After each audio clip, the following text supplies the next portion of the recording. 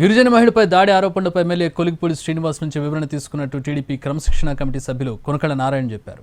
మహిళపై ఎలాంటి దాడి చేయలేదని ఎమ్మెల్యే అన్నారని తెలిపారు. త్వరలోని నివేదిక సీఎం చంద్రబాబుకు అందిస్తామన్నారు.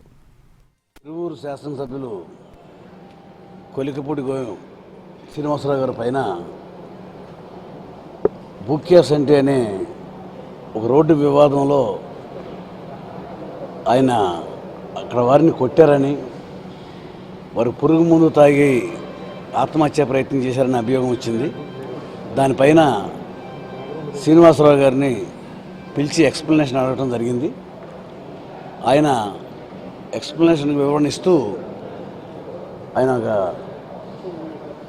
ఏ రకమైన ఎవరిని కొట్టడం జరగలేదు, పురుగు మందు తాగిన విషయం కూడా నాకేం తెలియదు, అలాంటి అభియోగాలు నా మీద ఏం రాలేదని చెప్పి నా ఎక్స్ప్లెనేషన్ ఇవ్వడం జరిగింది. దానిపైన మినిస్టర్ జనార్దన్ రెడ్డి గారు, వర్ల రామయ్య గారు, పంచమర్తి అనురాధ్ గారు, ఎండి షరీఫ్ గారు, నేను అందరం కూడా పిలిచి అడిగిన దానికి ఆ విషయం మీద కొలిగిపూడి శ్రీనివాసరావు గారు వివరణ ఇవ్వడం జరిగింది.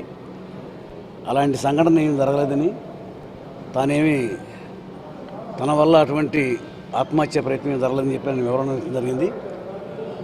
ఆ వివరాలన్నీ కూడా మేము అధిష్టాన వర్గం పార్టీకి తెలియపరుస్తాం.